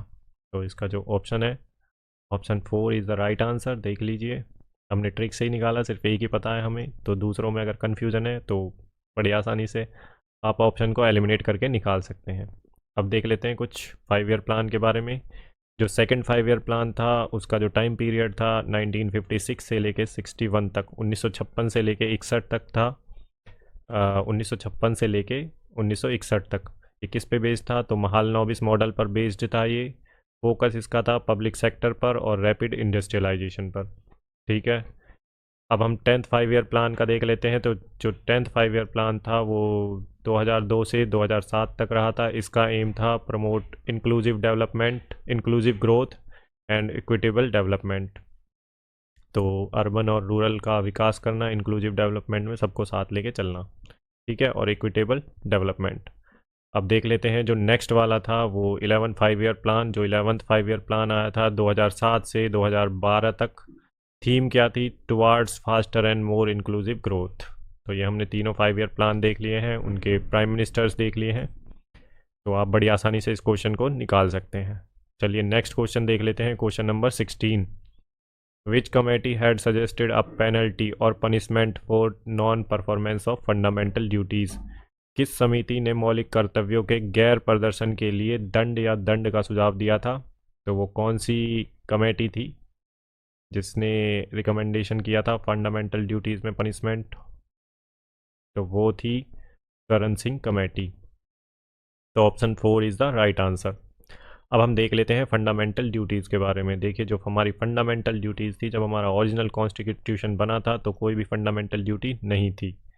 ये ऐड करी गई थी 42वां, जो 42nd CAA का मतलब है कॉन्स्टिट्यूशन अमेंडमेंट एक्ट। 42nd जो कॉन्स्टिट्यूशन अमेंडमेंट एक्ट हुआ था 1976 में, उसमें हमारी फंडामेंटल ड्यूटीज़ ऐड करी गई थी कॉन्स्टिट्यूशन में। और ये यहाँ पे ऐड किया गया था पार्ट 4A, और उसके अंदर जो आर्टिकल ऐड किया गया था आर्टिकल 51A। 11 फंडामेंटल ड्यूटी हैं टोटल। जो 11th लास्ट वाली फंडामेंटल ड्यूटी है इसको ऐड किया गया था 86th कॉन्स्टिट्यूशन अमेंडमेंट एक्ट 2002 के अंदर।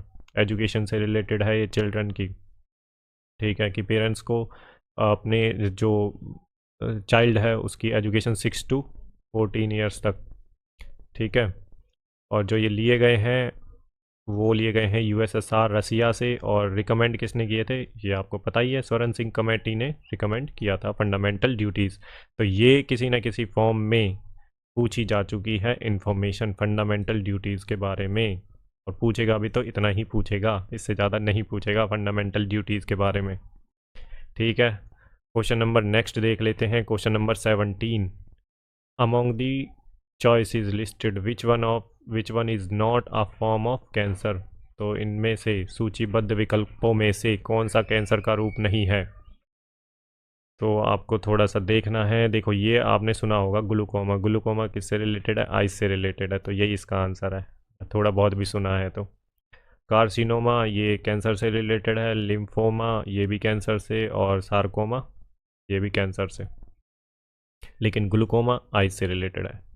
ग्लूकोमा में क्या होता है? Is an I condition that damage the optic nerves. इसमें जो आइज़ की ऑप्टिक नर्व्स हैं वो डैमेज हो जाती हैं, जिसकी वजह से विजन लॉस और ब्लाइंडनेस हो जाता है। तो ग्लूकोमा आपको याद रखना है, ये आइस से रिलेटेड है, बाकी तीनों कैंसर से रिलेटेड है। नेक्स्ट क्वेश्चन देख लेते हैं, question number 18। In September 2022 the assembly sets aside 1 day for women MLAs to speak about women issues such as safety, health, hygiene and education. सितंबर 2022 में किस विधानसभा ने महिला विधायकों के लिए सुरक्षा, स्वास्थ्य, स्वच्छता और शिक्षा जैसे महिलाओं के मुद्दों पर बोलने के लिए एक दिन अलग रखा? तो ये किस स्टेट ने किया था? तो ये थे उत्तर प्रदेश स्टेट। तो option 3 is the right answer, ठीक है। महिला MLA को बोलने का टाइम दिया था किस पे? स्वास्थ्य, स्वच्छता और शिक्षा जैसे महिलाओं के मुद्दों पर। नेक्स्ट क्वेश्चन देख लेते हैं, question number 19। Who among the following has written the Badshahnama? Badshahnama किसने लिखी? निम्नलिखित में से किसने बादशाहनामा लिखी? तो इसका जो आंसर है वो है अब्दुल हमीद लाहौरी। अब्दुल हमीद लाहौरी ने लिखी थी बादशाहनामा। अब हम दूसरी बुक्स के बारे में देख लेते हैं। बाबरनामा, बाबर ने क्या लिखी थी? बाबरनामा ये ऑटोबायोग्राफी थी बाबर की खुद की, जो खुद लिखता है उसे ऑटोबायोग्राफी बोलते हैं। और जो अकबरनामा लिखी थी और आईना अकबरी लिखी थी, आईना अकबरी, वो लिखी थी अबुल फजल ने, ठीक है। तो ये आपको ध्यान रखना, ये कई बार पूछा जा चुका है PYQ में, और ये भी बाबरनामा। नेक्स्ट क्वेश्चन देख लेते हैं, question number 20। What will be the average kinetic energy per molecules in SI unit for an ideal gas at a temperature of 25 degree Celsius? तो 25 डिग्री सेल्सियस के ताप पर एक आदर्श गैस के लिए एसआई इकाइयों में प्रति अणु औसत गतिज ऊर्जा क्या होगी? तो इसका जो आंसर है वो है ऑप्शन 2। न्यूमेरिकल टाइप क्वेश्चन पूछ लिया है। 6.17 इंटू 10 की पावर -21, 6.17 इंटू 10 की पावर -21 जूल इसका आंसर होगा। नेक्स्ट क्वेश्चन देख लेते हैं, question number 21। Which of the following is a possible criticism of privatisation? तो प्राइवेटाइजेशन का एक पॉसिबल क्रिटिसिज्म क्या है? निम्नलिखित में से कौन निजीकरण की संभावित आलोचना है? तो देखना है आपको। देखिए, expansion of bureaucracy and efficiency in public enterprises. तो भाई प्राइवेटाइजेशन में ब्यूरोक्रेसी का एक्सपेंशन थोड़ी ना होगा, तो ये स्टेटमेंट तो वैसे भी गलत है अगर आपको थोड़ा सा भी पता है तो। Excessive government interference into private businesses, नहीं, गवर्नमेंट का तो इंटरफेरेंस कम होगा, प्राइवेटाइजेशन होगा तो। Limited access to essential services for marginalise population, बिल्कुल सही बात है। जब गवर्नमेंट का जो स्टेक है वो कम हो जाएगा तो जो असेंशियल सर्विसेज हैं मार्जिनल सेक्शंस के लिए, पॉपुलेशन के लिए, जो पुअर्स हैं उनके लिए कम हो जाएगा, क्योंकि भाई प्राइवेट वालों को तो प्रॉफिट पे फोकस करना होता है ना मोस्टली। फोर्थ स्टेटमेंट देख लेते हैं, reduced competition and innovation in the market. नहीं, जब कोई चीज़ प्राइवेट के हाथों में जाएगी तो वहाँ पे R&D अच्छा होता है, ठीक है, R&D में वो पैसा खर्च करते हैं, ठीक। तो इसकी जो ऑप्शन 3 है is the right answer. Limited access to essential services for marginalised population, ठीक है, तो option 3 is the right answer. Privatisation क्या होता है? देखिए, the process of transferring ownership and control of public assets. देखिए, ये जो ओनरशिप है और जो कंट्रोल है पब्लिक एसेट्स का, वो जो गवर्नमेंट की जो चीज़ें हैं, सर्विसेज हैं, गुड्स हैं, एसेट्स हैं, उन्हें गवर्नमेंट प्राइवेट सेक्टर को ट्रांसफ़र कर देती है, उसकी ओनरशिप और कंट्रोल, तो उसे बोलते हैं प्राइवेटाइजेशन। गवर्नमेंट का 50% से भी कम शेयर हो जाता है उसमें, ठीक है। Question number 22। What are the elements in group zero commonly known as? तो जो जीरो ग्रुप के एलिमेंट्स होते हैं शून्य ग्रुप में, वे कौन से तत्व हैं जिन्हें सामान्यतः किस रूप में जाना जाता है? समूह शून्य में वे कौन से तत्व हैं जिन्हें सामान्यतः किस रूप में जाना जाता है? तो ये हैं आपकी इनर्ट गैसें। Option 2 is the right answer. तो इनर्ट गैस के बारे में थोड़ा सा देख लेते हैं। देखिए, ये स्टेबल गैस हैं और नॉन रिएक्टिव हैं, मीन्स इजीली रिएक्ट नहीं करती हैं किसी भी सब्सटेंस के साथ, फॉर्म केमिकल कंपाउंड, ठीक है। ये दूसरे सब्सटेंस के साथ इजीली रिएक्ट नहीं करती हैं, नॉन रिएक्टिव हैं और स्टेबल गैस हैं। एग्जांपल में कौन कौन सी हैं? Helium, neon, argon, krypton, xenon और रेडॉन, ये हैं हमारी इनर्ट गैस हैं और इन्हें नोबल गैस के रूप में भी जाना जाता है। ऑर्डरलेस होती हैं, कलरलेस होती हैं और मोनाटॉमिक होती हैं, लो केमिकल रिएक्टिविटी। तो इतना आपको इनर्ट गैस के बारे में पता होना चाहिए, ये क्वेश्चन पूछा जा चुका है एग्जाम्पल से काफ़ी टाइम्स। तो नेक्स्ट क्वेश्चन देख लेते हैं, question number 23। Match list 1 list 2, list 1 को लिस्ट 2 से मिलाइए। तो इसका जो आंसर है वो देखना है आपको। देखिए, कार्बोनिक एसिड, तो कार्बोनिक एसिड किस में होता है? कार्बोनिक एसिड होता है सोडा वाटर में। तो पहले का थर्ड देखिए किस में है, पहले का फर्स्ट, पहले का सेकंड, पहले का फोर्थ। तो पहले का थर्ड एक ही ऑप्शन में है, सेकंड वाले के, तो इसका answer option second is the right answer, ठीक है।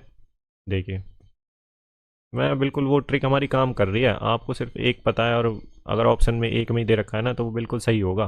कार्बोनिक एसिड सोडा वाटर में, ल्यूरिक एसिड कोकोनट मिल्क में, और ब्यूटायरिक एसिड तो ये है बटर में, और यूरिक एसिड ये है मस्टर्ड ऑयल में। तो option 2 is the right answer. इस तरह के क्वेश्चन एसएससी सीजीएल मेंस में काफ़ी सारे क्वेश्चन पूछे गए थे, लेकिन देखिए एक क्वेश्चन के चक्कर में ना आपसे 4 क्वेश्चन पूछ लिए इन्होंने, है ना। तो आपको थोड़ा सा याद करना है, क्योंकि पी जो एसएससी है वो रिपीट करता है क्वेश्चनों को। क्वेश्चन नंबर 24 देख लेते हैं, आइडेंटिफाई द इनकरेक्टली। आपको इस इनकरेक्टली पे बिल्कुल ध्यान देना है, कभी पता चले इनकरेक्टली भूल गए जल्दी जल्दी में। Match joint pairs of the British governor generals of India and the events with which they are associated. Bharat के ब्रिटिश गवर्नर जनरलों की गलत तरीके से मेल खाने वाली जोड़ी और उन घटनाओं की पहचान करें जिनके साथ वे जुड़े हुए हैं। तो आपको इनकरेक्टली जो मैच्ड हैं उनके बारे में बताना है। तो देखिए, लॉर्ड डलहौजी 1857, तो ये भाई लॉर्ड डलहौजी नहीं थे 1857 में। तो ये कौन थे? यहाँ पे लॉर्ड कैनिंग थे। ठीक है, लॉर्ड कैनिंग 1857 में। और लॉर्ड ऑकलैंड, ये बिल्कुल सही मिलान है सेकंड वाला। ठीक है, और लॉर्ड कैनिंग तो 1857 में थे। तो वुड्स डिस्पैच में कौन था? तो ये थे डलहौजी। तो एक्सचेंज करके लिख रखा है, ये वाली और ये वाली एक्सचेंज कर रखा है इन्होंने।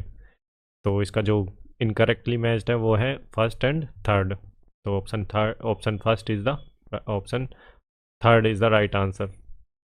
ये वाला option third, only first and third incorrectly matched है। क्वेश्चन नंबर नेक्स्ट देख लेते हैं। 25 among the following disease which one is not inherited. भाई आपको नॉट पे ध्यान रखना है बिल्कुल, कई बार जल्दी जल्दी में आप नॉट भूल जाएंगे क्योंकि आपके पास बहुत कम टाइम होता है जीएस के लिए। लेकिन अगर आप थोड़ा सा भी ध्यान से पढ़ लेंगे अटेंशन के साथ तो क्वेश्चन सही हो जाएंगे 2-3 आपके। विच इज़ नॉट इनहेरिटेड, निम्नलिखित बीमारियों में से कौन सी बीमारी विरासत में नहीं मिली, मतलब इनहेरिटेड डिजीज़ नहीं है। तो ये कौन सी है? तो ये मलेरिया। ठीक है, मलेरिया। तो ये डाउन सिंड्रोम इनहेरिटेड डिजीज़ है। और साइस्टिक फिब्रोसिस ये भी इनहेरिटेड है। और मस्कुलर डायसेंट्रोफी ये भी आपकी इनहेरिटेड डिजीज़ है। तो यहाँ पे जो हमारे एसएससी सीजीएल में जितने भी क्वेश्चन आए थे 2022 के मेंस का पेपर है ये, मेंस 2022 का जो जितने भी क्वेश्चन आए थे वो हमने सारे डिटेल्ड सॉल्यूशन उसका देख लिया है। तो आज के लिए हम अपनी वीडियो को यहीं समाप्त करते हैं। इसके बाद सीरीज़ हमारी कंटिन्यू चलती रहेगी। अब नेक्स्ट लेक्चर आएगा। ठीक है, तो चैनल को लाइक शेयर और सब्सक्राइब करना बिल्कुल ना भूलें ताकि और लोगों का भी इससे फ़ायदा हो सके सीरीज़ से। इस चीज़ का आपको बिल्कुल ध्यान रखना है।